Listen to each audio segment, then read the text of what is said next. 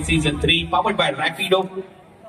आणि आता रत्नागिरीवरून भरपूर दूरवरचा प्रवास करून हिंदुराज गोविंदा पथक जाळगाव दापोली इथून हे पथक आलेलं आहे. स्थापना झाली या मंडळाची 2012 मध्ये.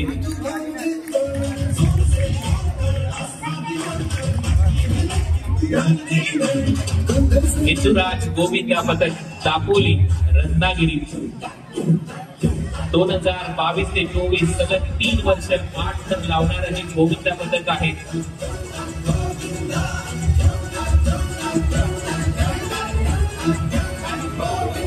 कॅप्टनने सेंटर ऑफ एफओपी येथे उपस्थित राहायचं आहे. प्रो गोविंदा मध्ये सीझन 2 आणि 3 मध्ये समाविष्ट झालेलं पथक दापोली प्रो गोविंदा 2023 मध्ये अंतिम विजेते राहिले होते. दापोली प्रो गोविंदा 2024 मध्ये रनरअप राहिले होते. खेडमध्ये देखील थर्ड प्लेस त्यांचा आला होता.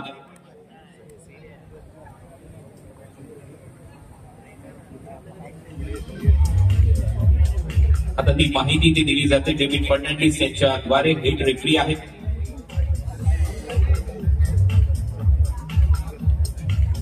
मोठ्यांचा विक्रम याच गोविंदा पथकाने केला.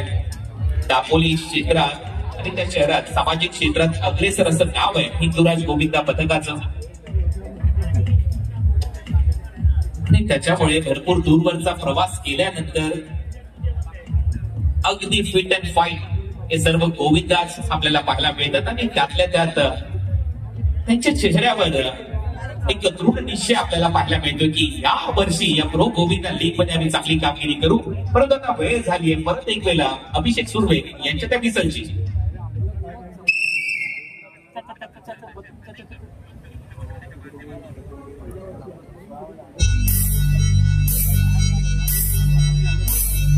T-50 seconds.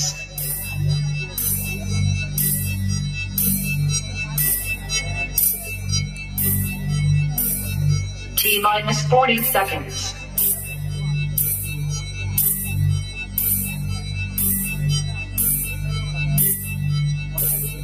T-30 seconds.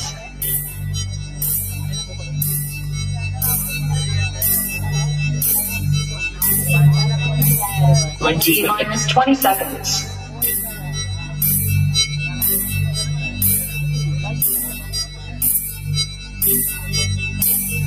10, 9, 8, 7, 6, 5, 4, 3, 2, 1, 0. जिद्दीच्या प्रवासात शांतता आणि संयम खूप महत्वाचा असतो. शांतता दाखवली, आता संयम दाखवल्यानंतर तो प्रचंड वेग देखील पाहायला मिळतोय हिंदुराज गोविंदा पथकाच्या दरम्यान. दापोली रत्नागिरीवरून हे पथक आलंय. टॉपर म्हणून आर्यन सकपाळ, कुणाल भुवड आणि त्यानंतर 3 विशाल शिंदे उचलताना आपल्याला पाहायला मिळेल. प्रशिक्षक महेंद्र धाडवे, संघनायक मयूर मोहिते आणि टीम मॅनेजर रोहन केळसकर यांची भूमिका महत्वाची आहे. शिडी प्रमुख मध्ये पंकज कांबळे, ओंकार साळवी, ललित लवरे, पंकज पवारने, सुशांत मंटे आहेत. आणि आता टॉपर आर्यन सकपाळ शेवटच्या थरावर ती सलामी देण्याचा प्रयत्न करतोय. सलामी तर यशस्वी आहे. त्यानंतर बॅलन्स कुणाल भुवडचा खूप चांगला होता. विशाल शिंदे त्यानंतर त्यांना बॅलन्स करतोय.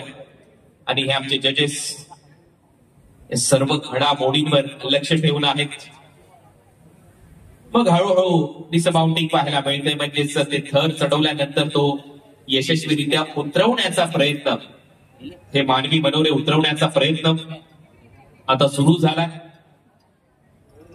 काय एवढा मोठा प्रवास, ऑलमोस्ट 350 किलोमीटरचा प्रवास केल्यानंतर या ठाणेमध्ये येऊन आतापर्यंत चमकदार कामगिरी केली आहे. आता होईल या मॅचवर 2-2.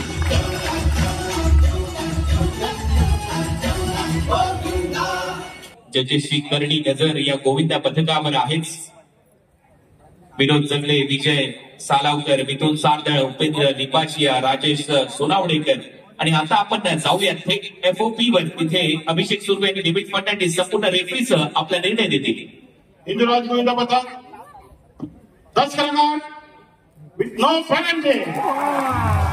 कमाल केली हिंदुराज गोविंदा पथक. मागच्या वर्षी एक छोटीशी चूक आणि त्यांना पुन्हा एकदा परतीचा प्रवास करावा लागला होता, पण यावेळी मात्र ती चूक होता कामा नये. यावेळेला दृढ निश्चय केलेला आहे, तयार हो, आता मात्र इथे जिंकूनच जायचंय, ती ट्रॉफी घेऊनच जायचंय. खूप साऱ्या शुभेच्छा आपल्याला आपल्या पुढील वाटचालीसाठी. आणि पाहूया अजून काही गोविंदा पथकांचा हत्यार आणि त्यातून मग निर्णय काय ठरतोय आणि कोण असतील ते 16 संघ जे क्वालिफाय करतील त्या तिकीट टू फिनालेसाठी. गोल्डन तिकीट कोण घेऊन जाणार त्याचा निर्णय काही वेळात होणार आहे. कोणता संघ आपली उत्तम कामगिरी बजावतोय, कोणता संघ कमी वेळेत आपलं काम करून दाखवतोय हे मात्र आपल्याला पाहायला मिळणार आहे. फक्त काही संघ